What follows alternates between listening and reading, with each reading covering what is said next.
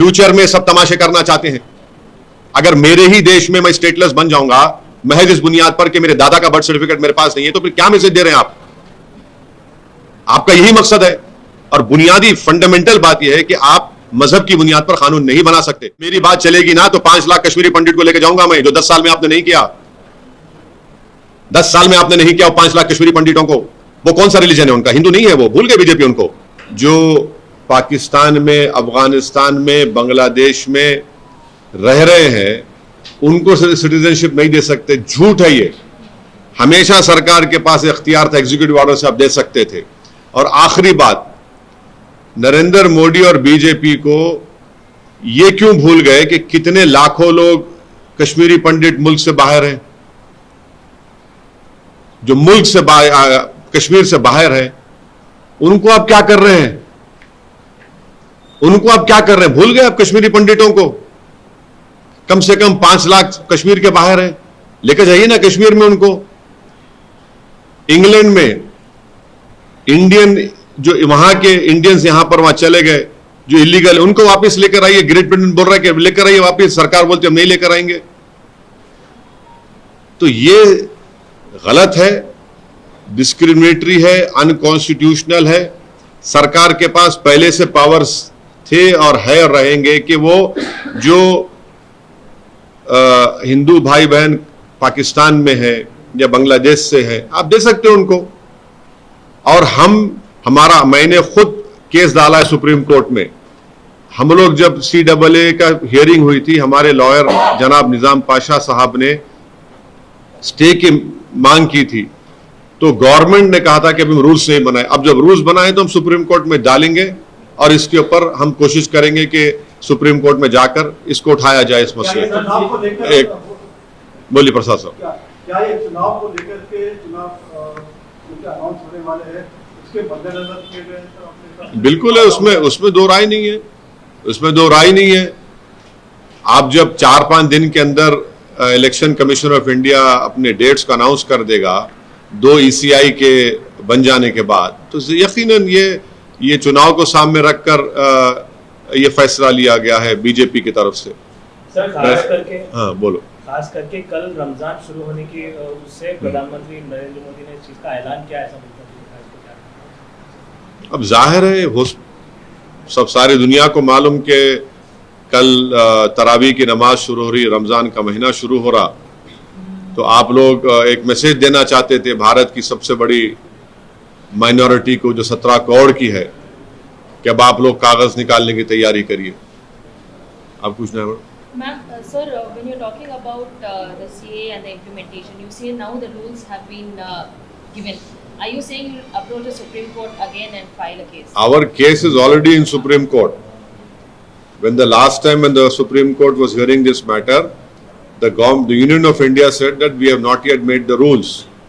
We have asked for a stay. The various parties have asked for a stay. Now, when the rules have been made, we'll definitely once again approach the Supreme Court. And I have contacted and spoken to my lawyer, Janab Nizam Pasha, and advocate on record, Janab Shamshad Saab also. Sir, इसमें ये लोग कह रहे हैं कि it will be completely online और कुछ भी paperwork इसमें नहीं होगा. It will be completely online and it will not take away anyone's citizenship is what. मैं आपको देश को समझा रहा हूँ कि CAA को आप सिर्फ CAA से नहीं, CAA को आपको NPR और NRC से जोड़कर देखना जरूरी है। क्या अमित शाह पार्लियामेंट में मेरा नाम लेकर नहीं कहे थे कि ओवैसी जी NPR NRC भी आएगा?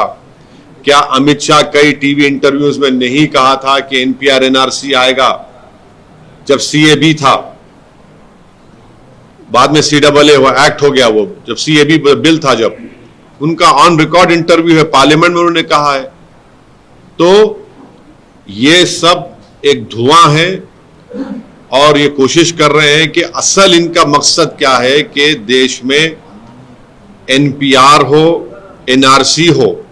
अब मिसाल के तौर पर आसाम में जो NRC हुआ, सुप्रीम कोर्ट मॉनिटर्ड, 1600 करोड़ रुपए उस पर खर्चा किए गए, 50,000 गवर्नमेंट एम्प्लॉयज ने काम किया और 19 लाख लोगों को कहा गया कि भारत के शहरी नहीं है, नागरिक नहीं है। अब मैं फिर से कह रहा हूं कि उसमें 10 से 12 लाख हमारे हिंदू भाई बहन के नाम नहीं आए। वहां के मुख्यमंत्री ये कह चुके हैं कि उन 10-12 लाख हिंदू भाइयों बहनों को बगैर डॉक्यूमेंट के CAA के तहत उनको सिटीजनशिप मिल जाएगी। अब जो 1 से 1.5 लाख जिन मुसलमानों के जहां नाम नहीं आए, वो तो एक्ट में नहीं आएंगे, CAA में, उनको तो फॉरेनर्स ट्रिब्यूनल जाना पड़ेगा। ये कौन सा इंसाफ है, बताओ मेरे को आप। यही तो हम कह रहे हैं कि जो आसाम में आपने सुप्रीम कोर्ट मॉनिटर कर लिया है, उसको आप देश में करना चाहते हैं।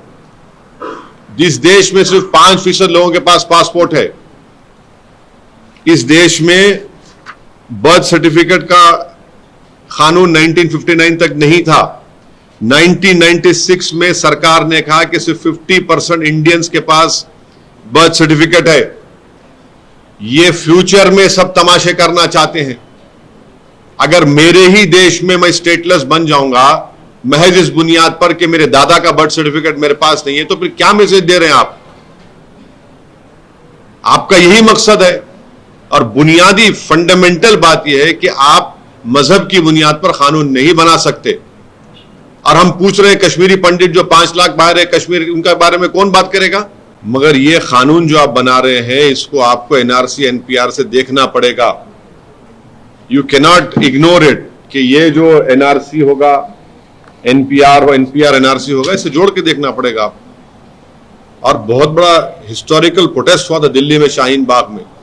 मैं सलाम करता हूं उन महिलाओं को जिन्होंने देश को एक राह दिखाई थी। इलेक्शन कमिश्नर को रिजाइन करना पड़ा हाल ही में। एक बात समझिए, ये क्या कोई म्युनिसिपैलिटी का चुनाव हो रहा है क्या? 130 करोड़ जनता का चुनाव हो रहा, और नोटिफिकेशन आने से 4-5 दिन पहले एक इलेक्शन कमिश्नर साहब रिजाइन कर देते हैं। ये क्या मजाक है क्या भाई? इन्हें तो मत कराइए इलेक्शन, क्या है ये? 4 दिन पहले वो रिजाइन कर देते हैं और फिर आप 2 इलेक्शन कमिश्नर्स को अपॉइंट करेंगे भी आप। माने अब 14 तारीख को बोल रहे हैं, मीडिया में आया कि 14th को मीटिंग होगी। जाहिर है गवर्नमेंट के पास मेजॉरिटी है। जो गलत कानून है, जो सुप्रीम कोर्ट के डिसीजन के खिलाफ आप बना रहे हैं, तो माने 2:1 पे आप 2 लोगों को बना देंगे।